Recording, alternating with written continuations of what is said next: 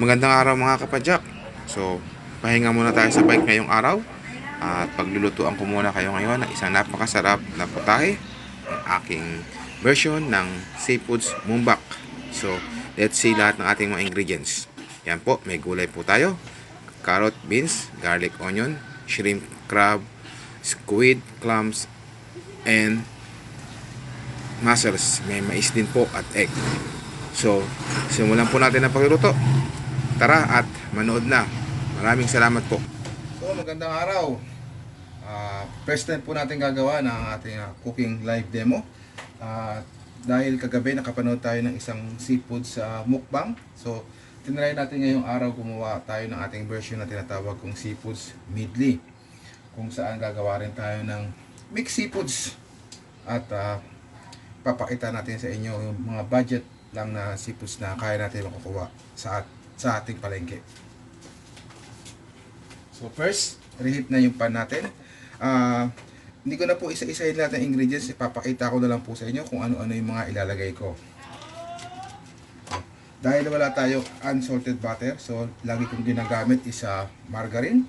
So let's fire up the pan and then put the margarine.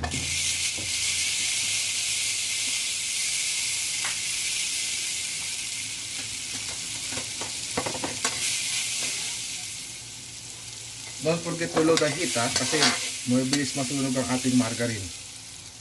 Then, the butter. Kung napapansin nyo, ang daming butter at onion. Mahilig po kasi tayo sa garlic. And then marami ring garlic.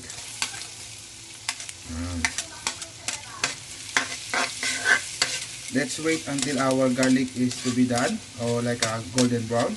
Then add na rin natin ang ating onion or sibuyas.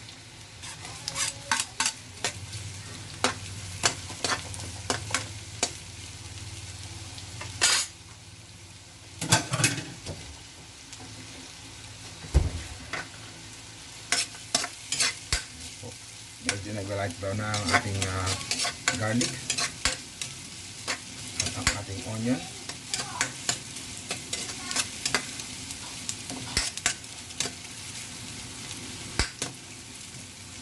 Then, syempre guys, hindi masarap ang seafoods pag walang kick ng ating siling haba. Siling haba ang ginamit ko, hindi yung bell pepper kasi mas masarap para sa akin ang siling haba. And then we add some chorizo bilbao. Ito po, yan. Isang stick lang po siya. Worth of 12 pesos lang po ang isang stock ng chorizo bilbao. Siling haba natin is nasa worth of 5 pesos lang. 3 piraso na. And then garlic, few cloves, and 1 teaspoon of onion. And meron po tayong isang carrots. Sinap na natin siya into triangular. Not much po yung price niya ngayon on the market for the carrot. So, it's worth only around 15 pesos yung carrot natin.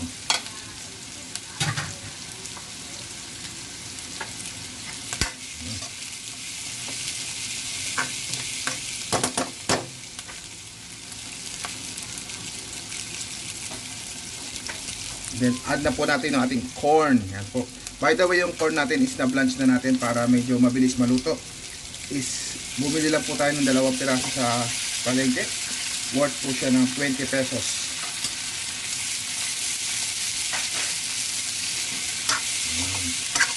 So kung napapansin nyo, nagka-dry up na yung ating butter dun sa ating vegetable and corn. Pero tayo kanina pinakuluan na corn. Yung sabaw noon, yun ang gagamitin natin pang add up lang para hindi masyadong mag-dry.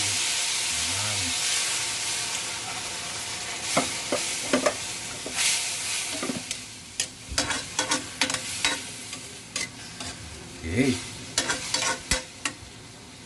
Then we can add the crab now kasi medyo mas mauuna yung crab natin. Ilang piraso lang po siya. Medyo yan. Wala pa pong 100 pesos yung crab natin. It's only around 75 pesos.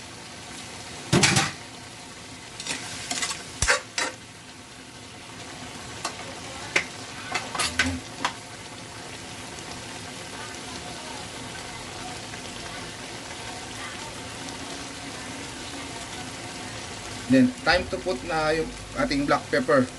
Kung napapansin nyo, isang sachet lang siya. which is na nabibili din sa kahit sa mga suking tindahan. So piso yata yan o 50 cents. So murang-mura lang po. So hindi nyo kailangan masyadong mahal. And then now we can add our more seafoods. Yung mussels, the clams,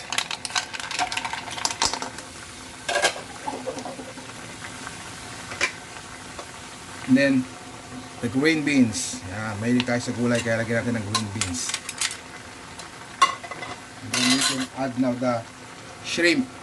Yung shrimp po natin is worth of 100 pesos. So kasi medyo mahal sa market, 500 per kilo. So we bought only 100 pesos. By the way, yung ating clams is worth of 20 pesos.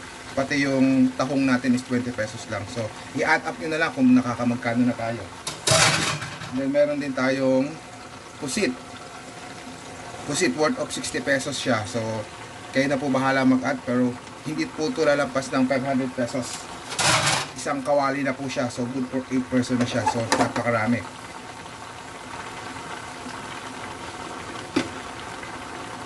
Add lang po tayo ng pinch of salt kasi medyo aalat na siya dahil sa sarili niyang salt ng mga seafoods. Konting-konti lang po.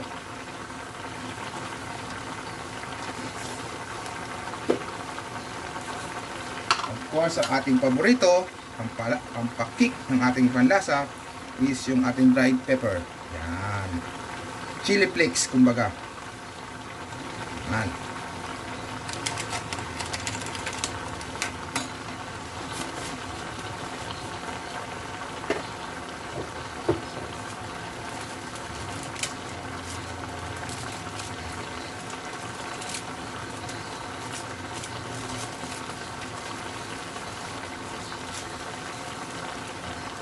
And then just a few bay leaf, pang dagdag aroma lang siya.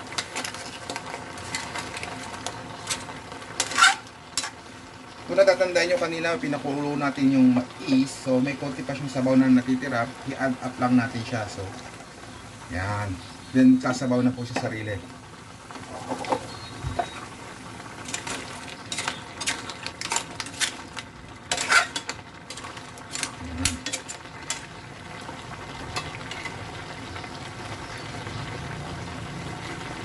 By the way guys, dahil ang pamilya ko is mahilig kumain ng may ketchup, so I always put something on the seafoods na ketchup po, dahil ang aking anak at ang aking misis ay mahilig sa ketchup, so hindi mawawala ang aming ketchup sa pagluluto. Hindi man siya totally kasama, talaga siya pampapula lang siya sa ating sauce na ginagawa at pampalasa dahil mahilig sila sa ketchup. Pwede nyo po tanggalin ang ketchup kung ayaw po ninyo.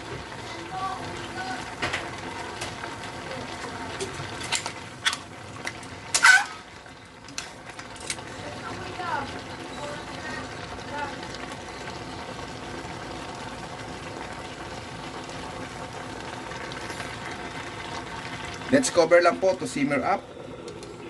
Yan. So, hayaan po natin muna siya kumulo, and then magsasabaw na po sa sarili niya, and then in a few minutes ready na po ang ating seafoods medley.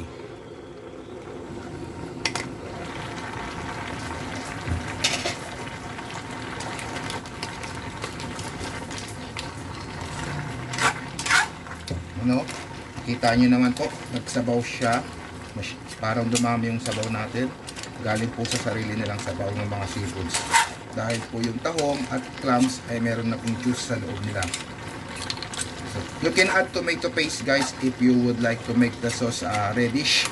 But for me, I add already the ketchup. So, as my family wants it to eat, kaya hindi siya masyadong reddish, pero mas maganda kung lalagyan nyo rin po ng tomato paste. Almost ready na po siya.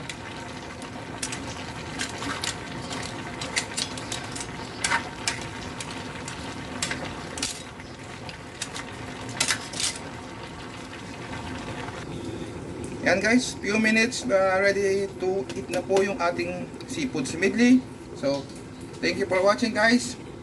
Later I'm gonna show you how we going to enjoy this seafoods medley. Yan po mga kapadyak, ready na ang ating seafoods medley. Maraming salamat po sa panonood. Don't forget to share, subscribe on my YouTube channel, Tres Bikes. Thanks for watching. We will enjoy the mukbang.